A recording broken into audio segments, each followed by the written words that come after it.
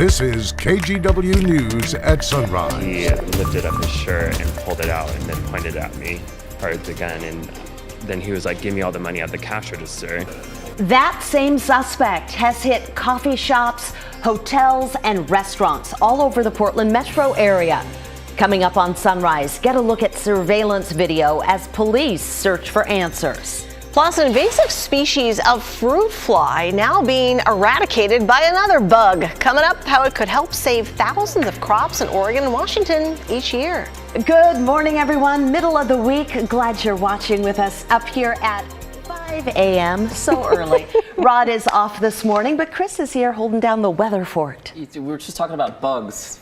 Buggy, very muggy out there, isn't it? It is kind of muggy. Yeah, very, very January-like, and that's going to continue here, I think, over the next couple of days. We've got rain in our forecast tomorrow night, Friday, Saturday. Yeah, we'll get to that. But for now, it's actually dry out there, but a little buggy on our Wells Fargo sky camera, which just saw a spider there a couple seconds ago. A couple of breaks in the clouds across eastern Oregon. We've had some showers this morning. All of that is pushing off to the east, but the cloud cover still extends off to the west. What does that mean? I think we're going to be stuck in the clouds for a good part of our day today. We're off to a mild start, 62 right now. PDX 57, King City across the state, mid-50s out towards Baker City.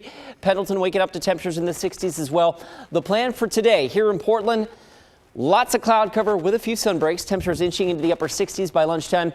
And guys, I think we finish off our day with highs in the mid-70s with some late day sun breaks. Nina? Chris, thank you so much. Hey, this morning we're working to learn more about a standoff that started at 6 o'clock last night and ended sometime in the overnight hours with multiple suspects on Hayden Island in North Portland. This is a map of where it happened. It was on the east end of the island in a more residential area. People there on Hayden Bay Drive, which is a short street with offices and apartments, tell us people had told them to stay in their homes for safety last night. As of this morning, police have left that scene, but here's witness video from last night. It shows all these SWAT team officers surrounding an apartment building there on Hayden Bay Drive.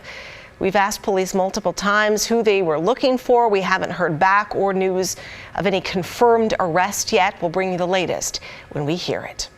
Right now, police are also looking for a serial robber who hit more than 24 businesses in the last 2 months, not just in Portland, but in West Lynn, Gresham, Hillsborough, the list, it goes on and on. Mike Benner gives us a glimpse of the suspect. Locked up during business hours, getting into Advanced Cosmetics in downtown Vancouver isn't as easy as it was just 2 weeks ago. Now I've kind of informed all my employees when they're in here working just to keep the doors locked unless they have clients, because it's rare that we have walk-ins appointments. Employees at the business near 7th and Main have been extra cautious since May 21st. That's when a man walked in off the street and held up the place at gunpoint.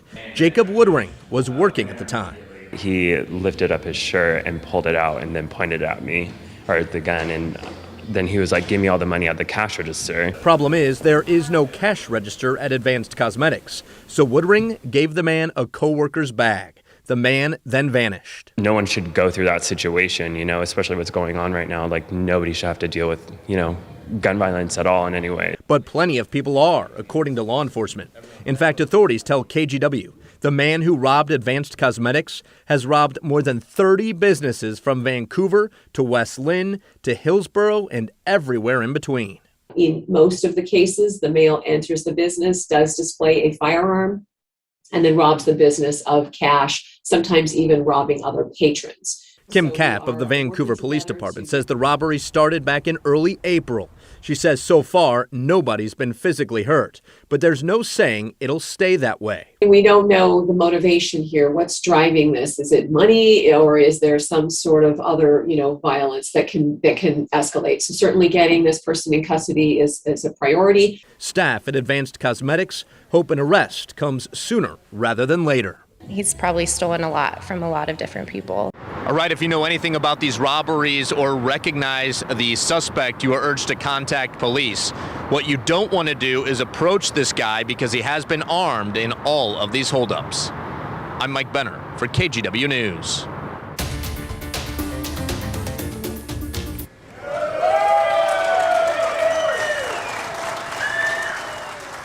That is a Washington County Sheriff's deputy who had been terribly injured in a crash, who finally left the hospital yesterday. That crash happened back in late April and killed 2 Southridge High School students and injured 3 of their friends.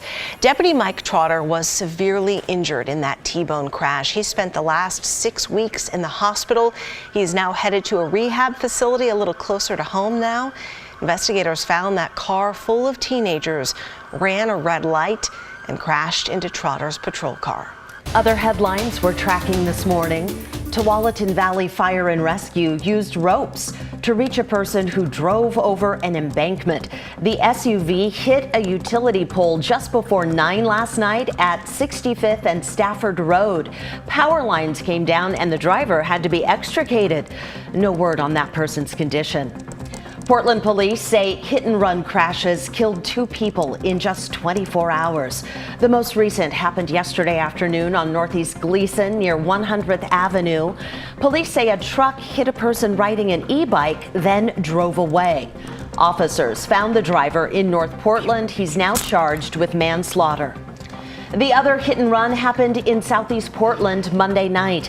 The driver, a 40-year-old man, is charged with second-degree murder. He's accused of killing a person walking on 82nd Avenue near Eastport Plaza.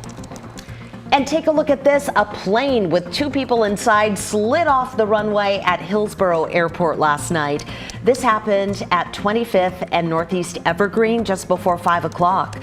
Officials say the plane was about to take off when it lost power, plowed through a fence, and stopped partially there in the road. The crash delayed traffic, but no one was hurt. And those are some of your Wednesday morning headlines. All right, let's talk everyone's favorite thing, bugs. Because Oregon State researchers have found a new way to combat an invasive fruit fly that's ruining fruit and berry crops in Oregon and Washington. It's called Drosophila. Did I say that? Drosophila. Drosophila. Oh, Chris McGinnis. Yeah, of course. I just remember biology class, that's all. Sorry, I didn't take that class.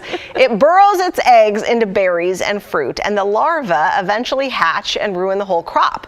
So researchers just discovered a smaller species of parasitic wasp. You know that one, Chris? No. Okay. It targets and related kills. to the killer hornet or the murder hornet? It kills the larva of fruit flies. So they say releasing a smaller wasp could have a huge impact on the agriculture industry. And we think that it's going to be beneficial all around, not just to the environment, but to the growers and to their profit levels as well. After years of research from both the U.S. and Asia, the USDA gave its approval to release the wasp in the U.S. They say that could start happening in Oregon and other states as early as this year. Okay, check this out. Orcas in Yaquina Bay in Newport. Cool. Yeah, isn't this cool? The police department posted about this on Facebook, saying the orcas don't hang around very long, but they do visit a few times a year. We've also gotten reports of orcas in Boiler Bay and Lincoln City. They are just majestic. They like eating those yummy crab. There you go. In Yaquina Bay. How do you say it? Drosophila. Flies. Yeah, fruit fly. I like that better. Drosophila. Drosophila. Obviously. Right? I don't know. I've never heard That's it before. I haven't. It's been a while since I've been in a high school biology class. He's a meteorology scientist. Yes. The default science expert here. You are. Out of us two, yes. Just speak in layman's terms Let's go today. to some photography and go to some nice pictures in layman's terms. Hey, Falcon, along the Oregon coast, we were talking about orchids, so let's stay at the beach and show you this awesome photo from Dean Coco. Thank you for sharing this. He actually took this about a week ago on a moody morning there. And God's thumb here from John Monroe. You can follow him on Instagram at Headstand Photography. That is a spectacular aerial shot. John, thank you for sharing that. All right, you're heading to the beach today. It's probably a little bit of a misty morning and cloudy there as well. Here's a look at radar and satellite over the last 6 hours. We've had some showers across eastern Oregon. Those are working their way off to the east. So if you're waking up to rain right now in Baker City, Pendleton, Burns, that will be scooting to the east. West side of the state, we will be dry today, but I don't know that we're going to see much in the way of sunshine. In fact, Futurecast backs that up here. We'll roll the clock on our computer model towards the noon hour, and you can see widespread cloud cover from the Cascades endpoints west. You folks in central Oregon may see a few more in the way of sun breaks this afternoon. Slight chance of a late day shower in far eastern Oregon. All right, this morning, waking up to a cloudy and mild Wednesday morning. It's 62 degrees right now at the airport, so it almost feels a little sticky out there, right? Futurecast says temperatures inching into the upper 60s by lunchtime, and we finish off the day right around 74, 75 degrees here in Portland. Low to mid 70s, pretty common up and down the I-5 corridor. We hop over the Cascades, 77 Pendleton, and Futurecast pegs the Dalles at 78 late this afternoon. So a mild day today, but certainly not warm by June standards, right? All right, let's fast forward just a little bit. I want to show you the next major weather maker that has got a big say in our weather as we head into the tail end of our work week here. That low spinning in the Gulf of Alaska is driving that moisture plume right there in our direction. There is a lot of moisture in said moisture plume, and that's going to arrive here sometime Thursday evening. So as I show you Futurecast, we'll roll the clock on our computer model into early tomorrow morning. We start tomorrow dry, but clouds increase during the day. They never really decrease from today, so I guess tomorrow will be another mostly cloudy day. But rain is back in our forecast Thursday evening, and then it will be fairly steady and possibly heavy Thursday night into Friday.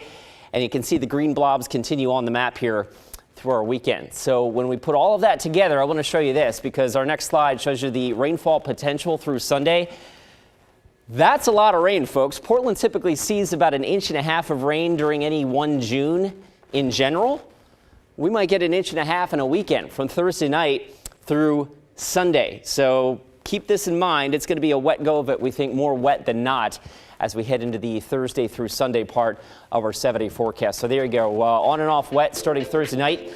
And that rain probably doesn't get out of here until sometime Sunday. In other words, enjoy the dry day today. We'll be right back.